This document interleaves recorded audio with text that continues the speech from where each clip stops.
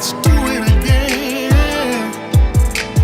Do it, do it, do it again. And welcome to another edition of City Beat TV magazine podcast. And today we have a really interesting conversation with two lovely individuals. They're out of the Florida area. And I'm gonna start with you, Uncle Win. This record is an intriguing song simply because number one, the Staples Singers made it a hit. And you took it to another level, or should I say, actually brought it to a contemporary level, and the record is called Let's Do It Again. So I just want to know if you could tell me what inspired you to even think about re-recording that record. My father has made his transition, bless his heart. He was in love with the Staples Singers when they was doing gospel. And growing up in my home as a child, we only was allowed to listen to gospel, either with the Staples Singers or the Mighty Clouds, Shirley Caesar, or the Volunteers. It wasn't no OJs, it wasn't no Ohio Plebs, none of that. So when they decided to do that song by Curtis Mayfield, when I first heard it, the first time I heard it, I fell in love with it. I said, you know what? One day I want to do that song. And man, that's been years ago. And I finally got a chance to do it through all my gospel career and everything. And the moment that I say I'm going to decide to do it, man, like the universe and everything just started working and saying, hey, this is how you should do it. So that's how I ended up with that song. Yes. We've had a few people say, man, I got to go back and listen to the original because they forgot how it sounds. So when did you incorporate Uncle Win from Win Tompkins?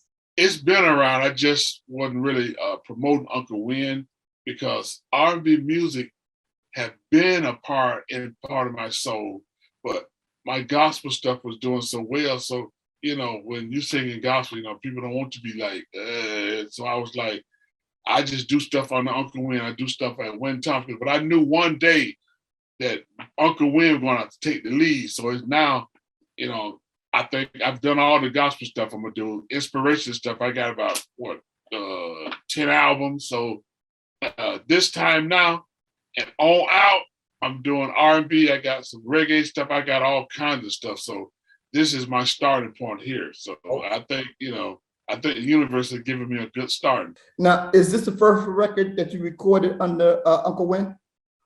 No, I have Project Joshua. People can go check that out. What else? A couple of R&B stuff, but you can't find it right now because we pulled back on a lot of stuff because of preparing to release this album, The Love Factory, that the Let's Do It Again is on. So, how did you connect with Double M Entertainment? Through our PR. And how's that relationship been? So far, you know, we just on the phone with her. Everything is looking good, man. You know, it's just whoever we as a record company and artist, you know, I'm the artist in the record company. My wife, she runs the record company. But whatever we do, we just have to make sure that everybody understand our vision because it's more than just Uncle Win as an artist and a producer and a songwriter. I mean, it's like somebody asked me the other day on the interview, if I wasn't doing music, what would I be doing? I think I'd just be more of a spiritual teacher because I myself is the light bearer. So okay. And Precious, are you an artist yourself, or are you just like the business side? Yes, so I handle the business side of the company. I have done like background for him, like on a few songs when he needed some background done.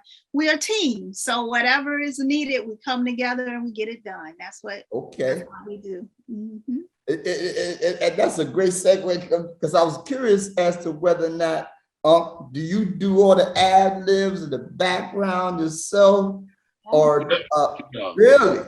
Most of the time I do. Is that right?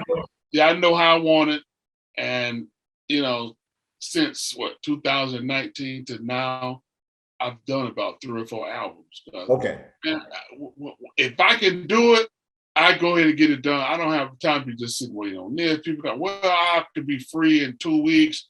man, when I start Oh, writing, yeah. when I get in it, trust me, she know when I come in here, I'm a different beast. Now, parts that I can't play, I bring in the sax, bring in the piano player and the guitar player, stuff like that. Love Factory, they're all original, but they're on the same caliber. When can we expect that to drop? I think we're gonna drop a couple of more singles. Okay. But yeah. So I want to build up to it. So I want people to really get into the Uncle Win sound. Once they feel that sound and that drop that whole thing, and I know they're gonna want to pick it up there. So that's what we're gonna do that. What is on the horizon now?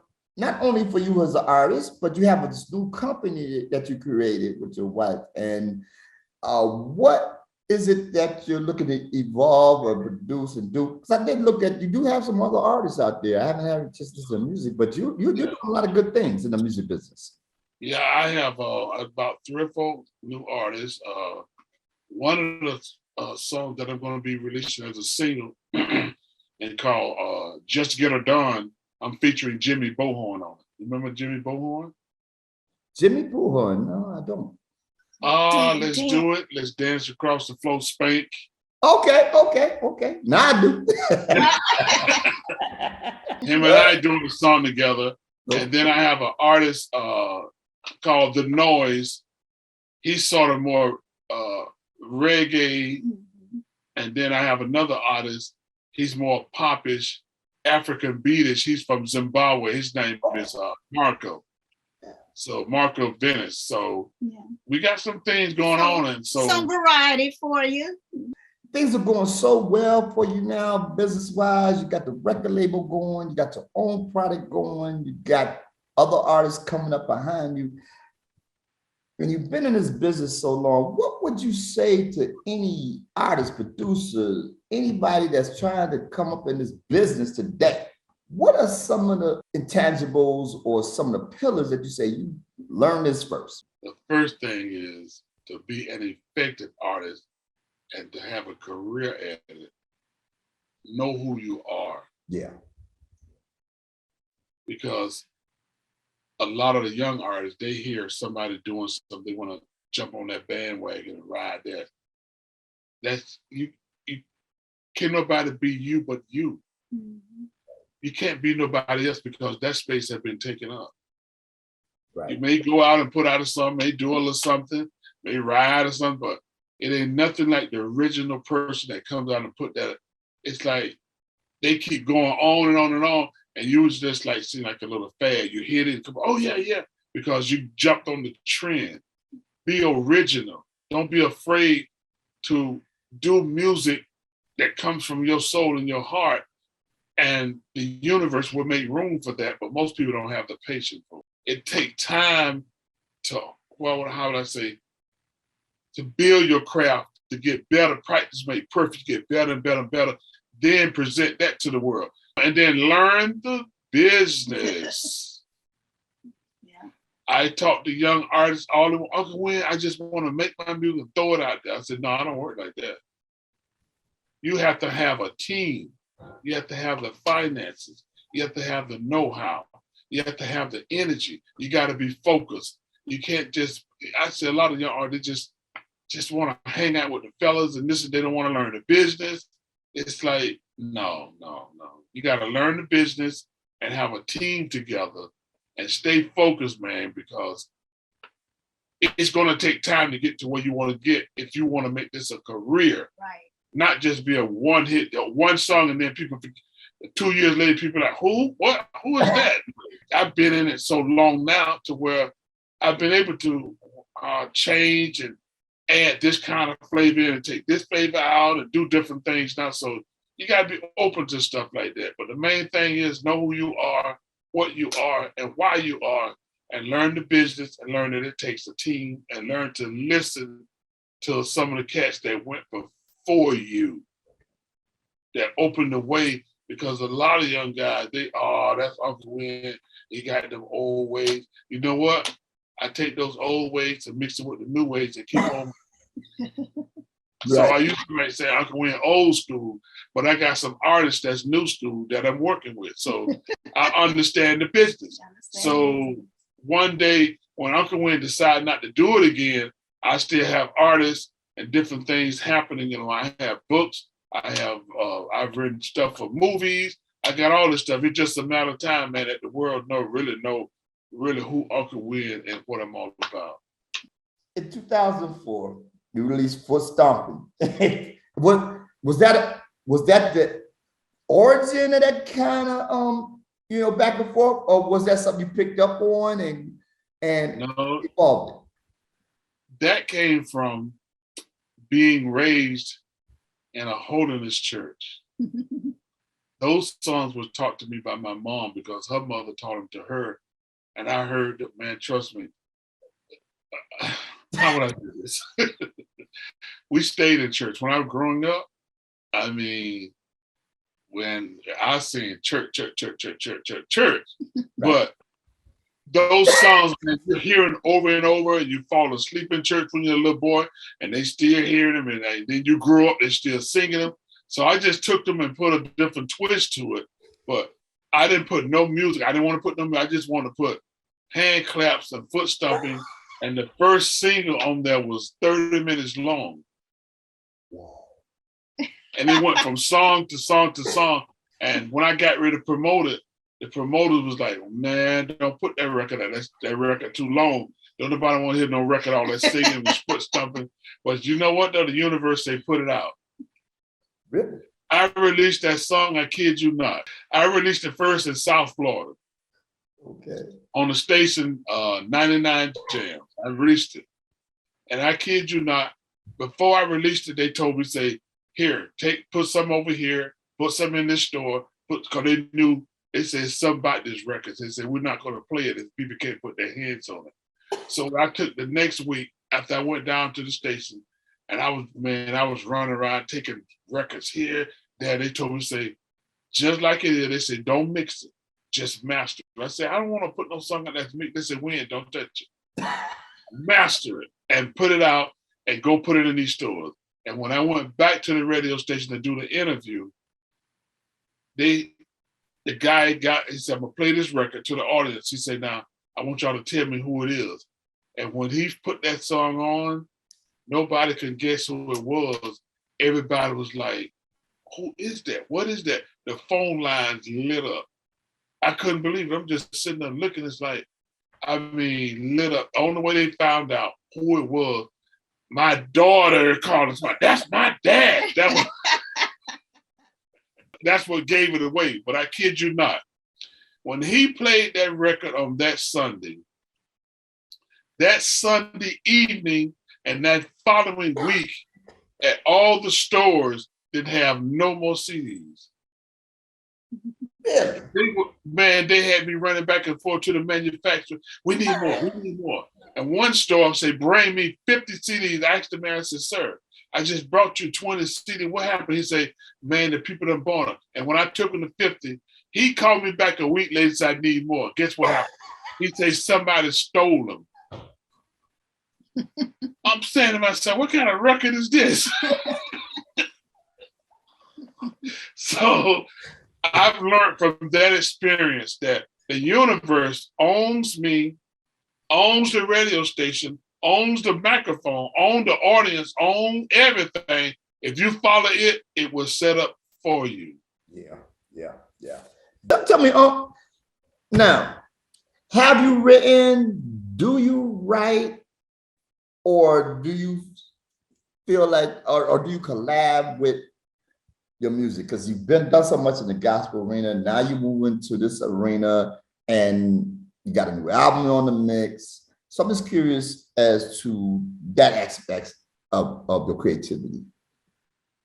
Well, the new stuff, my old gospel stuff, I did all the writing. Then the new stuff, I do all the writing, but I have other producers to come in and enhance stuff for me. So because I know what's in my soul, I know what I'm going to bring out, because I've tried artists in the past and they'll bring me something and say, this to go with the song. I'd be like, they don't really understand what I'm singing about. So, you know what I'm saying? But so that's why I team up and collab with people on like my artists that I signed to my label. Yeah. Their first single that's coming out, it's like Marco Venice featuring Uncle Win, The Noise featuring Uncle Win. You follow what I'm saying? Yeah. So we did a collab on that. So I let them do their thing and then I work off of their energy. Okay. Gotcha. Well, usually if somebody try to come work off my energy a lot of times, they'd be like, you know, I hear what you're saying, but it's like they be struggling with it. So I'd be like, you know, so that's why a lot of time I just do my own lyrics because, man, I got so much stuff. It's like I got 600 copyrights. Yeah, so I got a huge catalogs. That's why when I was telling you about the movies, I got stuff ready for sync, for movies, for commercials. I got all that stuff, man. Okay. I can hear you doing some Southern soul. One of the singles has a Southern soul feel to it, the one I'm doing with Jimmy Bullhorn. Okay. And Precious, I just want to ask you, what has it been like for you in terms of coming into this? I'm just assuming it's a new chapter in your life in terms of music and running a label and things of that nature. So I'm just curious as to what this ride has been for you, this journey. So it has really been an eye-opening experience for me. Coming out of, I wouldn't even say coming out of, because I'm still a part of the corporate world, right? Okay. So to juggle that and doing the music, it can be a bit challenging, but I'm learning so much. And, you know, you guys probably see me looking at him as he speaks, because even now, like I'm still like learning things. And when he was talking about, you know, the music business and the importance of, you know, what an artist should know, I would say in all of this too, business, like he said, like have your business together. Like I never knew as a consumer, we always, you know the artist once they're on stage, how good the music is. We never know what goes on behind the scenes. Right. So it's like I'm getting this eye-opening experience of what it's like, you know, being an artist, being a producer, being a songwriter, the behind the scenes. And it's a lot of work. I will say, you know, one of my childhood dreams was I thought I wanted to be a singer, not anymore. Because it's a lot of work. It is. It's a lot of work. So I commend him, you know, in everything that he does. And to be able to not only be, you know, an artist, but like you said, he, you know, writes, he produces, he wears many hats. So yeah, I commend him. I enjoy it. I love it. Francis, I want to thank you and Uncle Win for taking time out to be with us on City Beat TV. Thank you so much. Thank you so much. And look, can we just ask one thing of you? So we're trying to get Uncle Win's numbers up on Instagram, Facebook. We're revamping his social media pages. So we need help with that. So if your listeners would please do us that favor and go to his social medias. It's official Uncle Win on Instagram, Facebook, TikTok, and like, follow, engage with our page. We would love you forever. There you have it. So you have your marching orders, ladies and gentlemen. So until next time, we see you on another edition of City Beat. Have a good night. Okay, all right. good night. Thank you so much. Good night. I'll do it again. Oh, let's do it again.